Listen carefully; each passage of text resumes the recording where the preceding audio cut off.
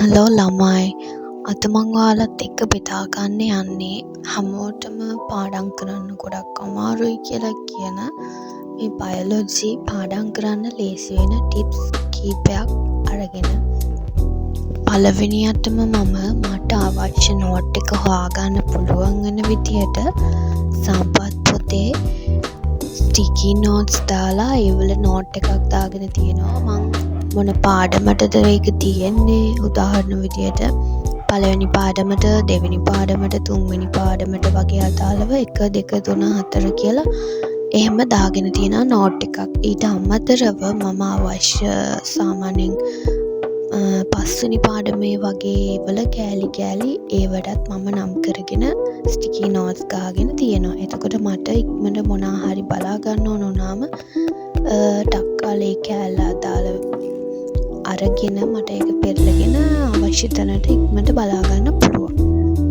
ඊළඟට මම කරන්නේ මම පාඩම් කරන කොටසින් හරි නැත්නම් අදාළ දවසේ ක්ලාස් එකේ දෙන නෝට් එකෙන් හරි ඒ අදාළ විදිහට පොඩි ෂෝට් නෝට් එකක් හදා ගන්නවා.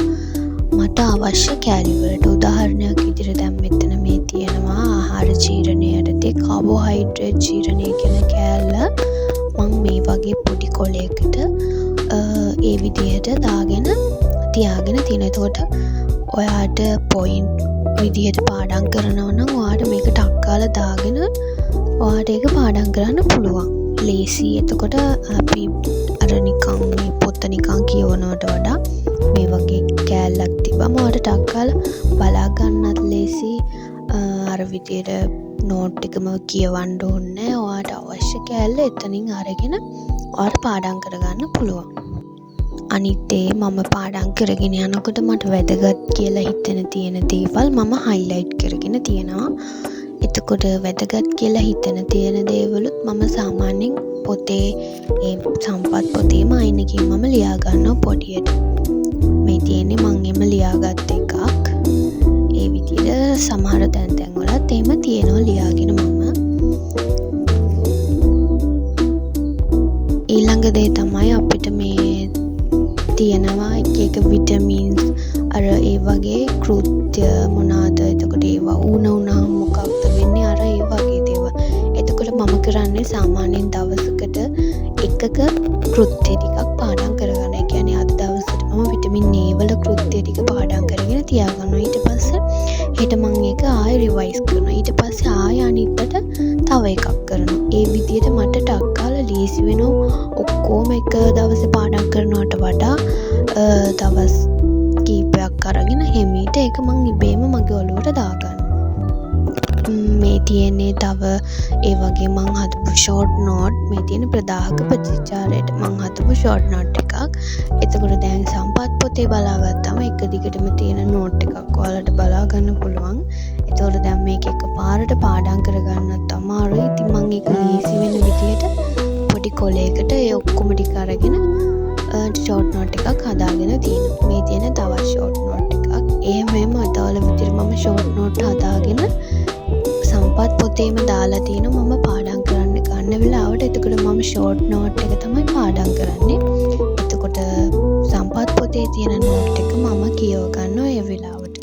ඒ විදිහට තමයි මම සම්පත් පොතේ තියෙන දේවල් ටික රිෆර් කරන්නේ. මේ තියෙන්නේ 13 සම්පත් පොත. ඒකෙත් මම ඒ විදිහටම හදපු ෂෝට් නෝට් තියෙනවා. ටක් කාලා ඔයාලට ඒක අරගෙන පාඩම් කරන්න හරිම ලේසි. ඔයාලා මේක try කරලා බලන්න. එක්සෑම් එකකට යන්න කලින් වුණත් ඔයාලට ටක් කාලා මේ ෂෝට් නෝට් එක අරගෙන අදාළ කොටස මතක නැත්තම් රිවයිස් කරගන්න පුළුවන්. නැත්තම් ඔයාට පුළුවන් කැමති නම් මුළු නෝට් එකම කියවලා ඒ විදිහට ඒ වෙලාවේ බලාගෙන යන්න. ඊට වඩා ලේසි ඔයාලා මේ ක්‍රමේ try කරලා බලන්න.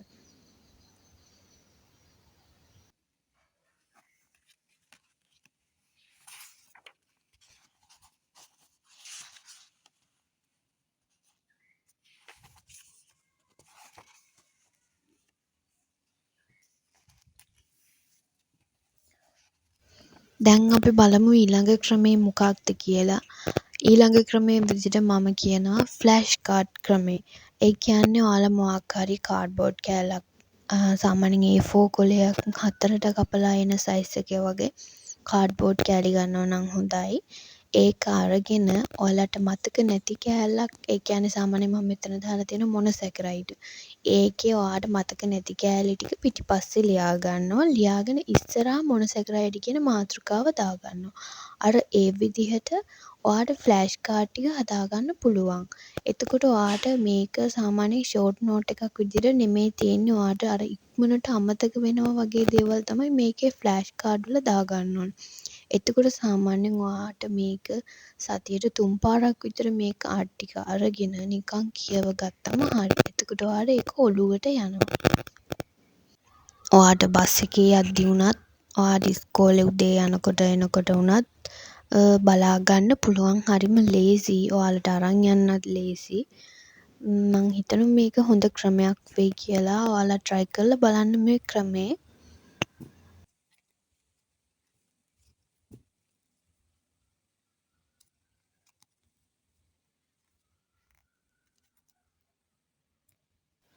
ඊළඟට අපිට ස්ට්‍රක්චර්ඩ් පේපර් එක ගත්තම ඒකේ ගොඩක් වෙලාවට අපිට නිර්වචන ලියන්න තියෙනවා.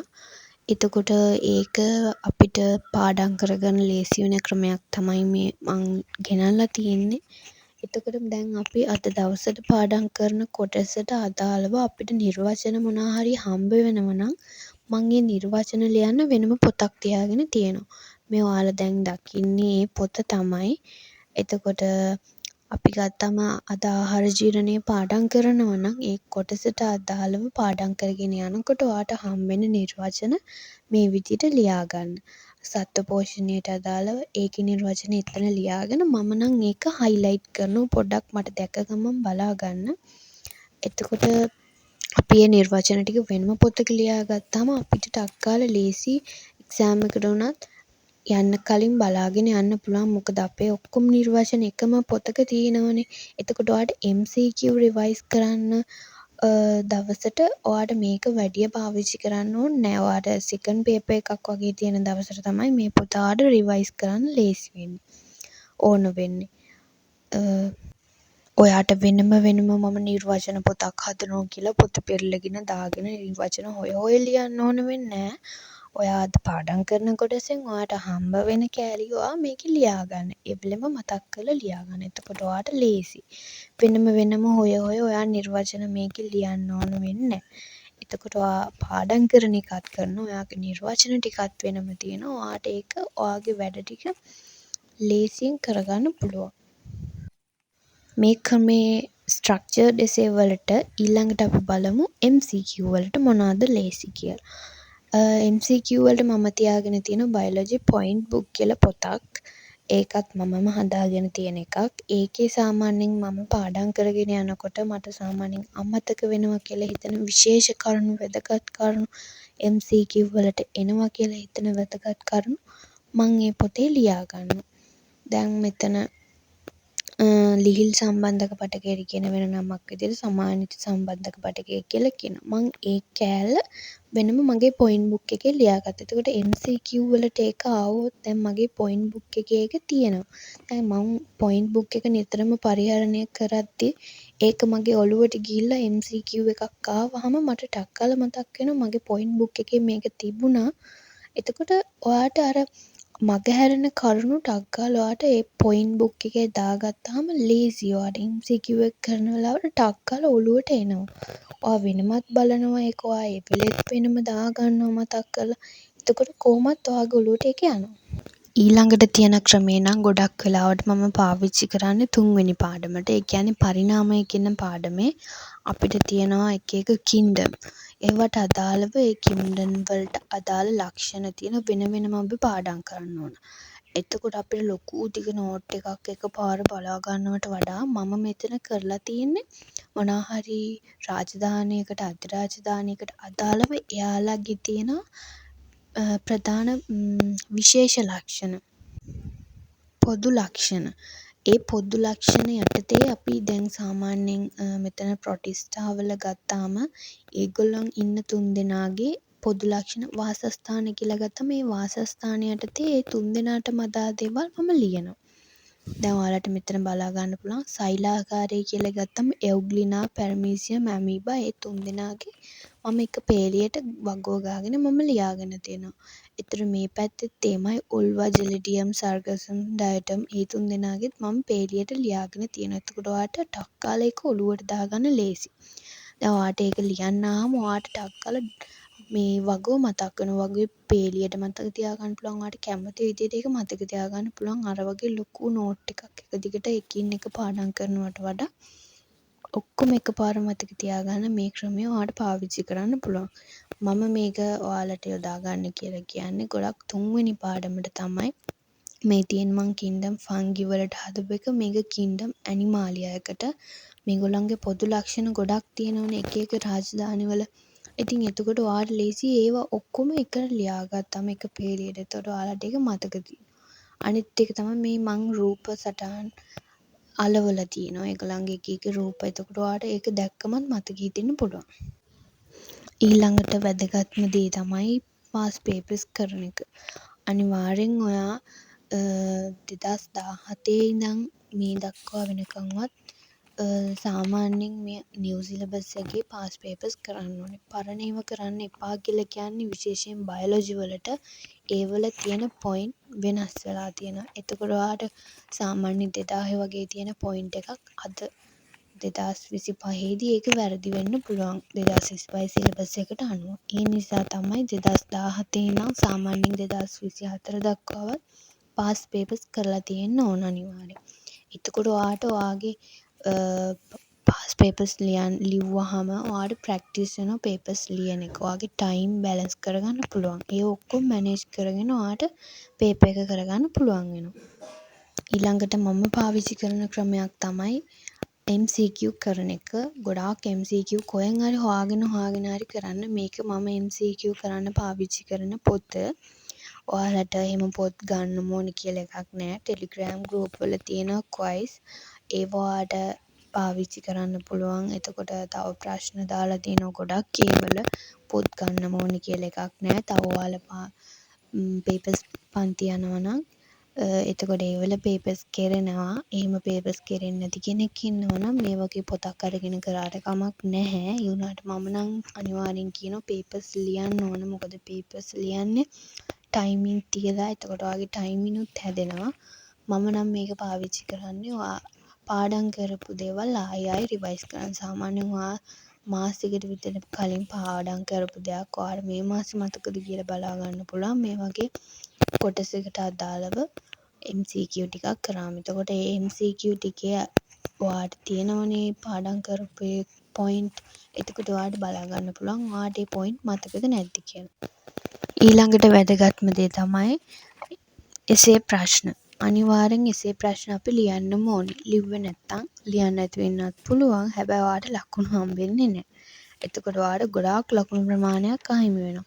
එතකොට එසේ ප්‍රශ්න සාමාන්‍යයෙන් අපිට ක්ලාස් එකකින් දෙනකම්ම ඉන්න ඕනේ නැහැ. තමන් පාඩම් කරන කොටසට අදාළව ඔයාම ප්‍රශ්නයක් හදාගන්න. දැන් මම මෙතන වෙනම පොතක් තියාගෙන ඉන්නවා එසේ ප්‍රශ්න ලියන්න. එතකොට මම සාමාන්‍යයෙන් දවස් 2කට 3කට කලින් පාඩම් කරපු ඒවට අදාළව මමම තනියෙන් එසේ එකක් හදාගෙන මමම ඒක ලියනවා. ලියාගෙන මම මේක බලා ගන්නවා. හරි වැරදි බලනවා. මොකද මම ගොඩක් කලාවට සම්පත් පොතෙන් තමයි පාඩම් කරන්නේ. ඊට අමතරව ටියුට්ස් වලින් පාඩම් කරනවා. හැබැයි මම මේකේ පොයින්ට් මාක් කරන්නේ සම්පත් පොතේ තියෙන විදිහට. මොකද අනිවාර්යෙන් A levels වලට එන්නේ සම්පත් පොතෙන්. ඒන් පිට කරුණු එන්නේ නැහැ. සාමාන්‍යයෙන් මම පාඩම් කරන්න කලින් තමයි එසේ එක ලියන්නේ. මුලින්ම එසේ එක ලියලා ඒක මාක් කරලා තමයි මම පාඩම් කරන්න පටන් ගන්නෙ. ඊළඟට වැදගත් දේ තමයි රූප සටහන්. සාමාන්‍ය රූප සටහන් ටක් කාලා අපිට අමතක වෙනවා. ඒවා අඳින්නත් ඕනේ. ඉතින් මං ඒකට මේ වගේ වයිට් බෝඩ් එකක් මගේ මේසේ ඉස්සරහා තියාගෙන ඒකට සාමාන්‍යයෙන් රූප සටහන් ටිකක් ඇඳලා සාමාන්‍යයෙන් මං දවස් 3-4ක් විතර තියෙන. ඒතර මගේ මේසේ ඉස්සරහා ඒක තිබ්බම මට ඒක නිතරම ඒක බැලෙනවා. ඒක බැලෙනකොට මට ඒක මතක හිටින ප්‍රමාණයත් වැඩි. ඒ වගේම ඔයාලට මෙතන වයිට් බෝඩ් එකක්ම තියාගන්න ඕනේ නැහැ. ඔයාලට තියෙනවා නම් මොනවා හරි කොළවල හරි කමන්නේ ලියලා ඔයා පාඩම් කරන ඉස්සරහින් ඔයා තියාගෙන තියාගන්න.